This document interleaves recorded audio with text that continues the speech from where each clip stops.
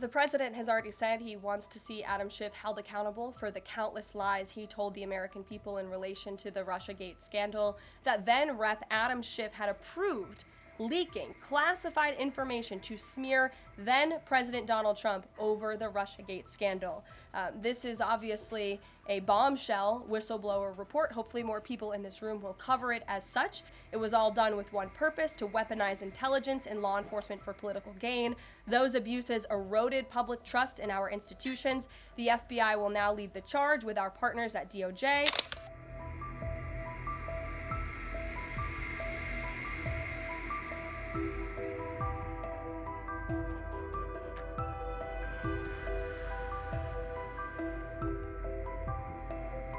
Whistleblower alleges that then Congressman Adam Schiff approved leaking classified information to smear President Trump's image during the Russiagate scandal. Does the president plan to investigate Adam Schiff, and what would accountability look like if more information confirms this report?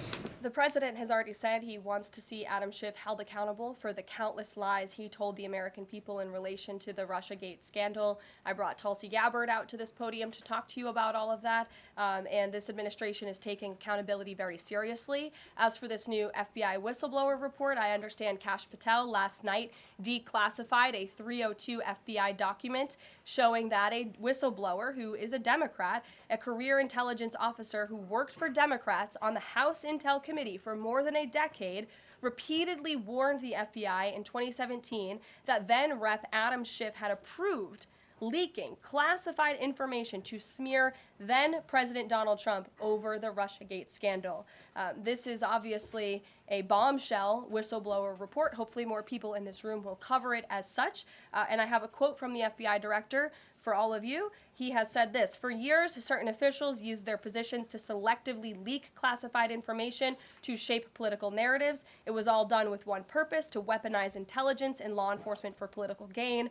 Those abuses eroded public trust in our institutions. The FBI will now lead the charge with our partners at DOJ, and Congress will have the chance to uncover how political power may have been weaponized and to restore accountability." That's what the administration is focused on, and hopefully we'll see some more media reports on this whistleblower allegation. If this were reversed, if this were allegations against the president or any of these cabinet officials, I'm sure everyone in this room would cover it as such. Elizabeth, go ahead. Thanks, Karoline. After yesterday's action to federalize the D.C. police, is the president still interested in working with Congress to end the Home Rule Act, something he's talked about in the past? Senator Mike Lee has a bill on it. Is that something he's still interested in? The president is very much still interested in working with Congress to address many of the issues that have plagued Washington, D.C., such as the cashless bail policy, which has been a complete disaster for the city. Juvenile delinquency is another major problem in the city that Congress can address.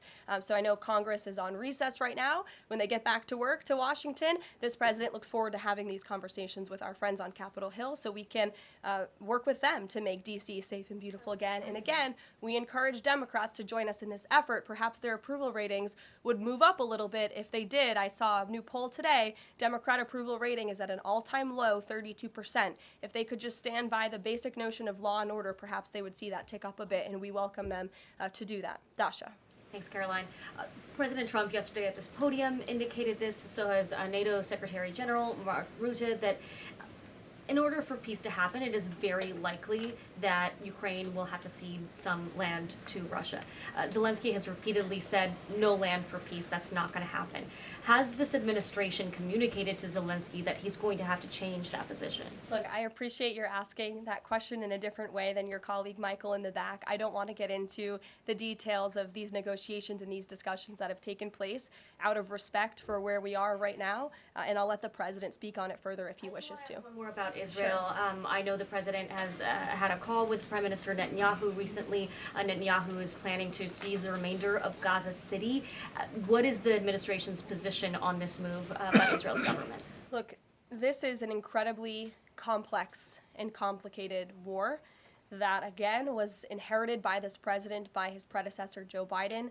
October 7th was one of the worst days in history. We saw innocent people slaughtered, murdered, kidnapped by Hamas terrorists. This administration has taken extensive time and effort and resources since Inauguration Day in January to end this conflict. We have given many flexible arrangements backed by Israel to Hamas, and unfortunately, Hamas has never agreed. Looking ahead, I will let the president speak on where he sees this going, but this is, of course, an incredibly complex and complicated situation. The administration has made our goal clear. We want to see this conflict end. We want to see the hostages released, and we've tried. The president and his national security team have given extensive effort and time to doing that. With how Israel has used those resources and the assistance that you've provided? Look, I'll let the president speak on the further actions that Israel may or may not be taking. Alexander, good to see you. Good to see you as well, Karoline. Thank you. The Kremlin is expressing interest that Friday's meeting will move beyond just terms to end the war into improving bilateral relations. There's talk over how they're interested in potentially restoring direct flights between Russia and the United States. Is President Trump open to those kind of peripheral conversations, or is this directly focused on ending the war in Ukraine? I think this conversation on Friday is focused on ending the war in Ukraine as far as the president's perspective goes. Those conversations, I think the president is interested in having, but his main priority right now is ending this war and to stop the killing that has gone on for far too long.